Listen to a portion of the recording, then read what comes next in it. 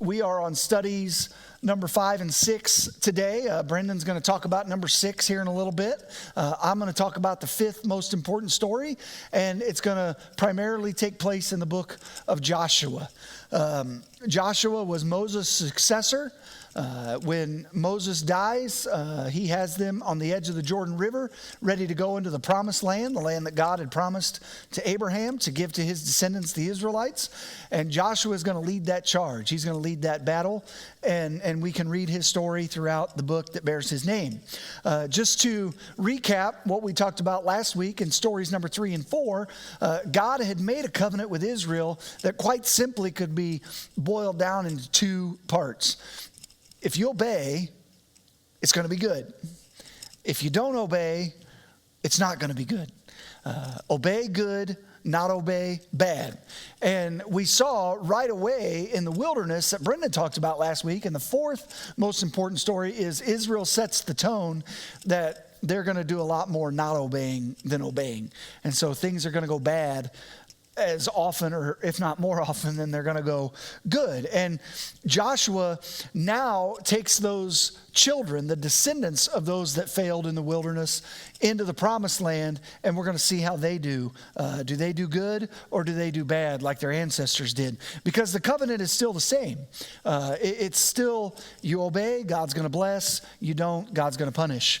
And so there are 2 stories in the book of Joshua that I really want to focus on today that I think kind of illustrate, one as an example of bad and one as an example of good, of how this would work. And the first takes place in Joshua chapter 7. It's about a guy named Achan. And in Joshua chapter 6, the Israelites have fought their first battle in the promised land at a place called Jericho. They marched around the walls fell down, and they went in, they took everything. God had given the Israelites this command when they went to Jericho. You cannot get rich off this. You can't take any plunder. You're not going to profit. You're not going to get anything. Don't take anything you see, whether it be animals, gold, clothes, whatever. Well, Achan didn't obey that. His eyes got greedy, and he took some clothes, he took some gold, he took some silver. And we pick up with his story and his disobedience in Joshua chapter 7 after they had defeated Jericho. It says, but the Israelites were unfaithful in regard to the devoted things. Achan, the son of Carmi, the son of Zimri, the son of Zerah of the tribe of Judah, took some of them. And so the Lord's anger burned against Israel.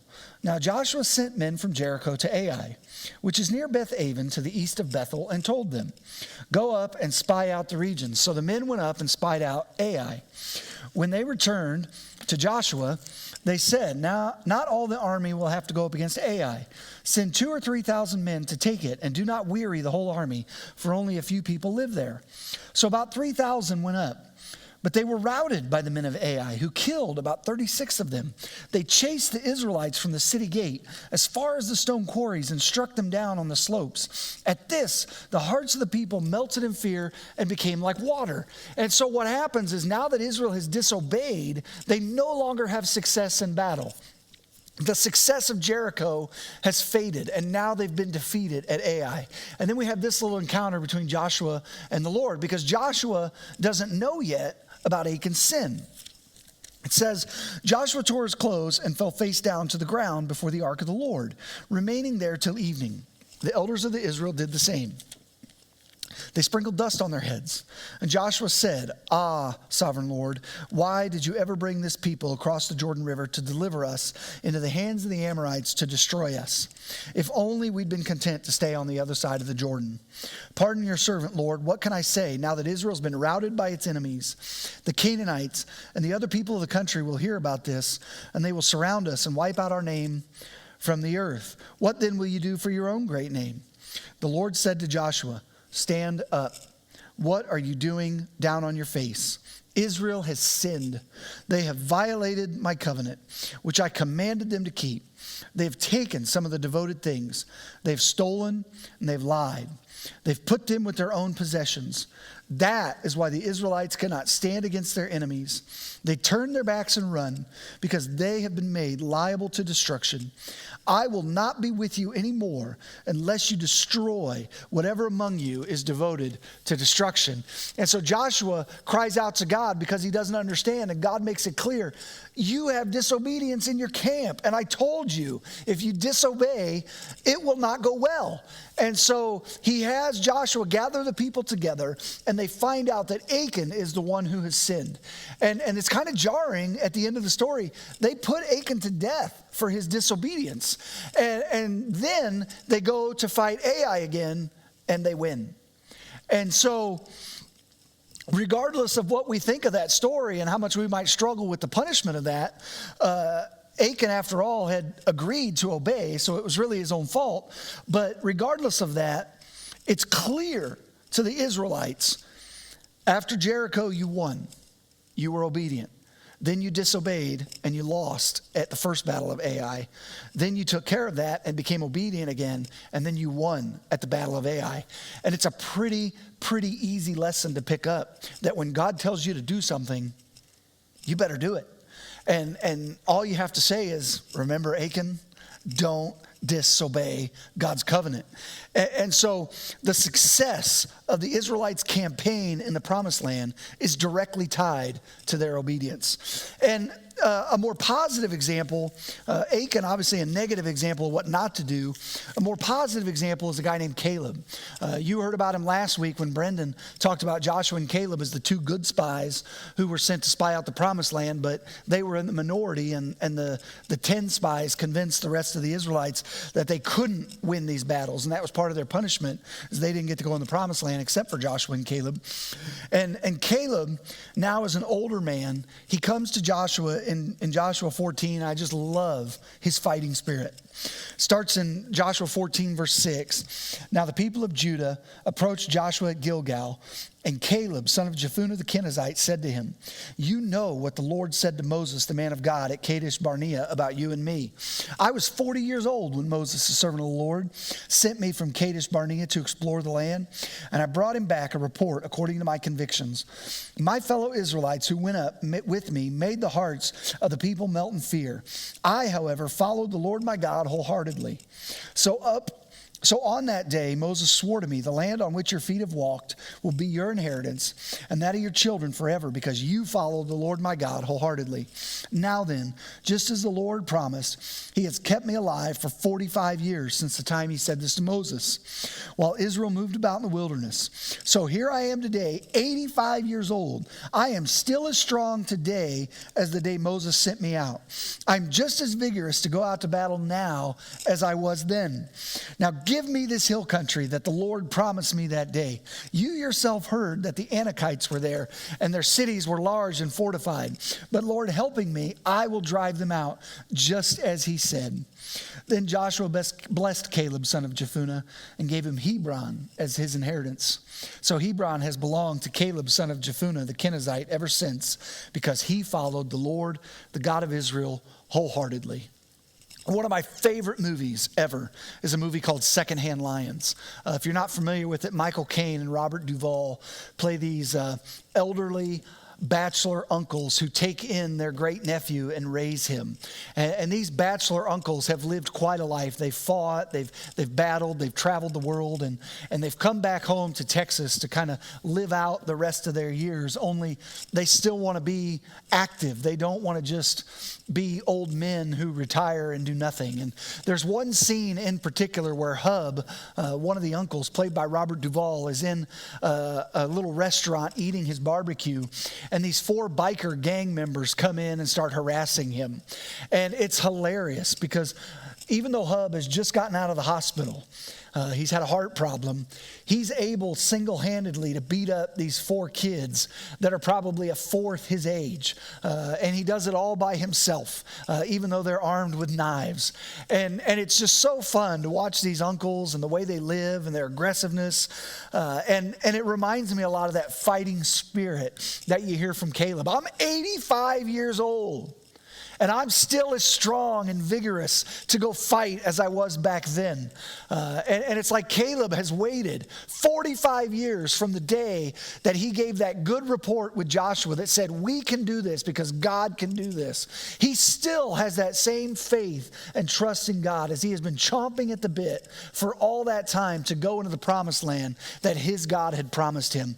And the verse that I really want to bring home to you. It says in verse 14, Hebron belonged to Caleb, son of Jephunneh the Kenizzite, ever since, because he followed the Lord, the God of Israel, wholeheartedly. Israel's covenant is as simple as that. If they obey, if they do what God wants, like Caleb did, God is going to be with them and bless them in the promised land. If they do not, if they disobey like Achan did, it's bad news. It's as simple as that. That's the choice that they have. That's the choice God gave them through Moses. That's the choice God gives them through Joshua. And as we read on in the rest of the Old Testament, unfortunately, there are a whole lot more Achans than there are Calebs. And to stand with God often means we have to stand in the minority, because most of the people couldn't do it or wouldn't do it. And we learn throughout this book of Joshua and in the rest of the Old Testament that God is faithful to keep his word. He's faithful to keep his word. Both Achan and Caleb got a God who kept his word.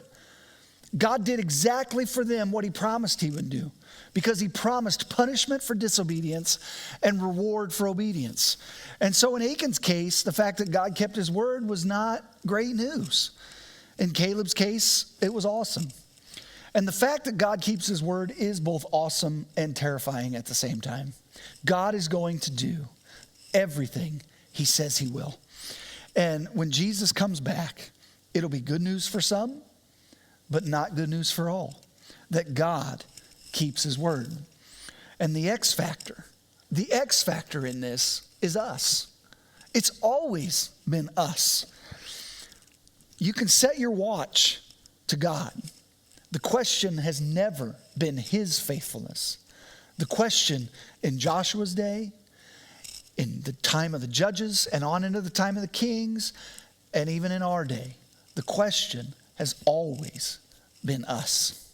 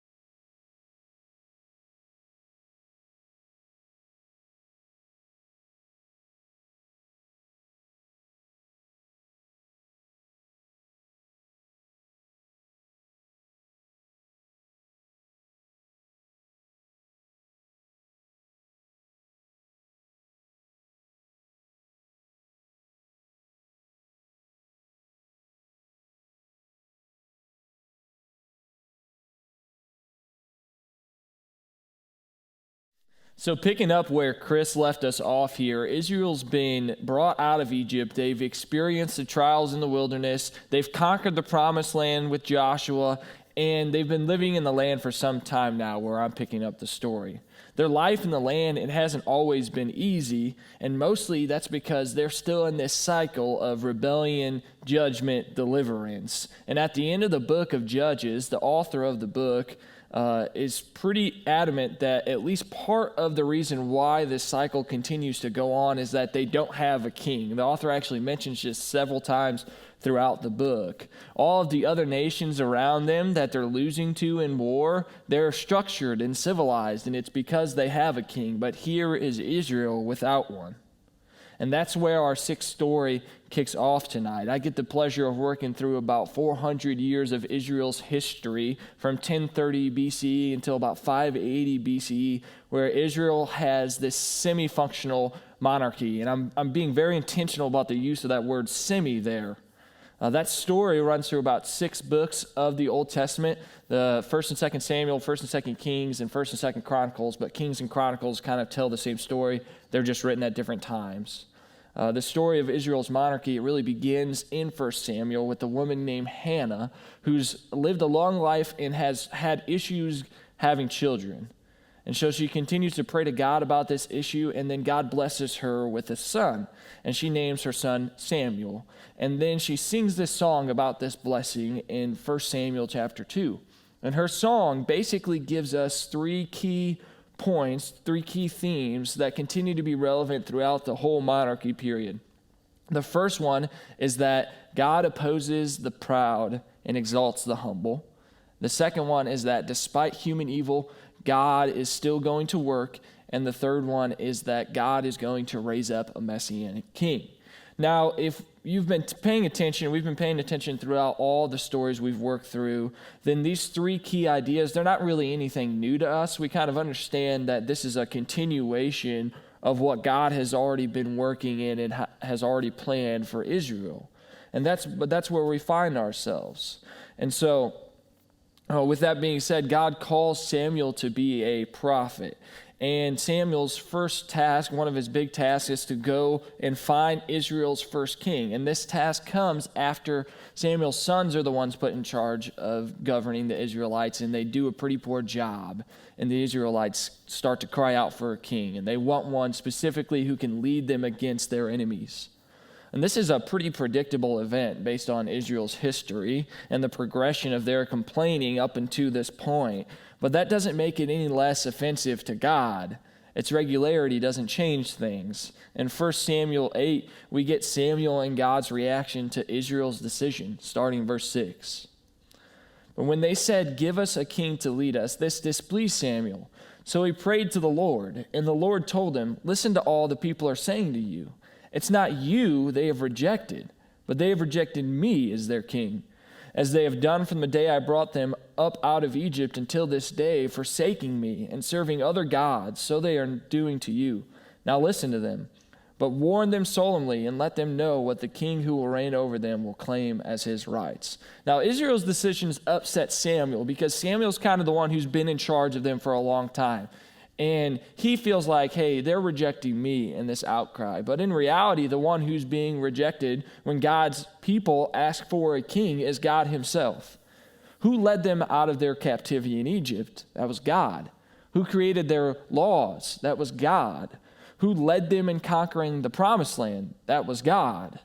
Everything they thought they needed in a king, God was already doing for them. But when they ask, he still gives them what they want. And just like in the wilderness, that's part of the judgment that they experience. Essentially, Samuel is told to warn them of what happens when you create a centralized government ruled by a man. You get taxed and you get put under control because that's what kings do. And then the rest of the book of Samuel is dedicated to the stories of the rise and the fall of Israel's first two kings. The first one is Saul. And he fits the description of a king like the other nations that Israel asked for. He's tall, he's handsome, and he seems like a perfect fit to be the kind of guy they want.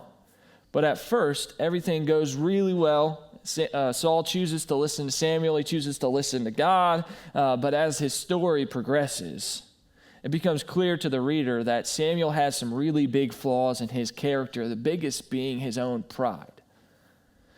And this comes out when Saul often does things on his own or he tries to cheat the commands given to him. And as a result, he falls out of favor with Samuel. And he falls out of favor with God. And so God calls up a king to replace Saul. And this time the king is someone who you wouldn't expect. It's a shepherd boy from a large family, the youngest of all of his brothers. And his name is David. And you've probably heard of him. Early on in David's story, we're shown just how different he is from Saul when he fights the Philistine giant Goliath. Now, we all know that story, the David and Goliath story. On paper, it looks like David is really outmatched here.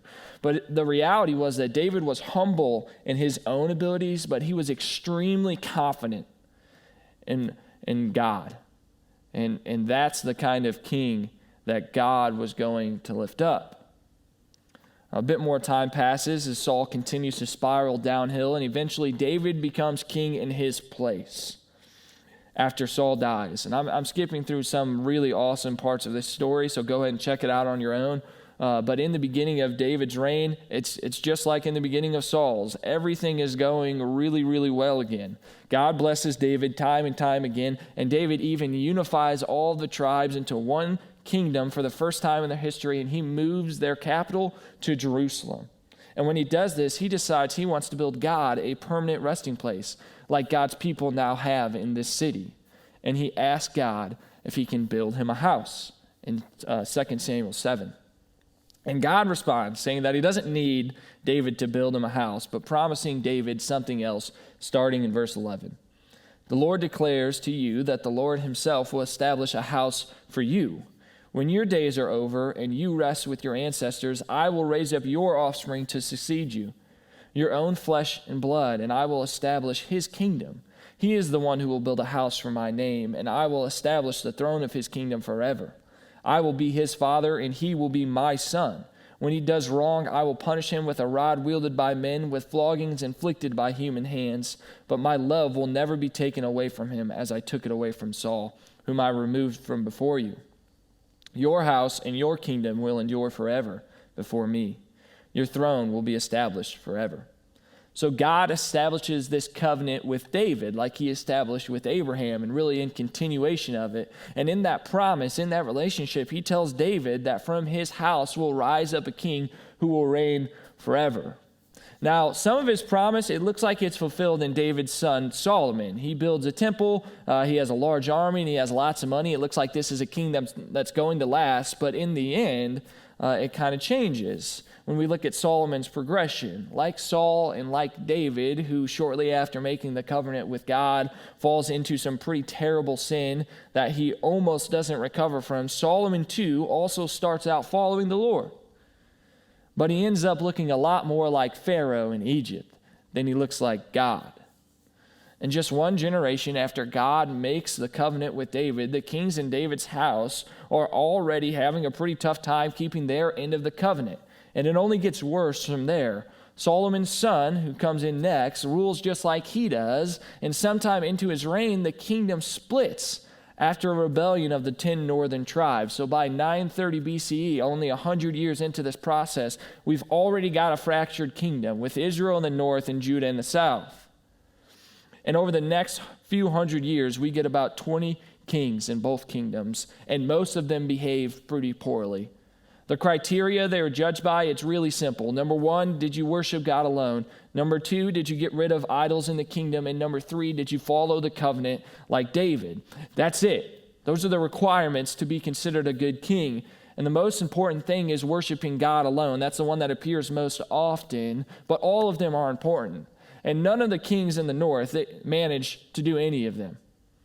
And only 8 kings in the south managed to worship God alone, and only a couple end up doing all 3. That's 20% total, 8 out of 40. That's bad math. The whole time the kings are ruling, God is sending prophets to them to keep them in check and to make sure they're committed to following the covenant. And when they aren't, to call them back to it. Guys like Elijah and Elisha and Isaiah and Jeremiah, they fill this role for God.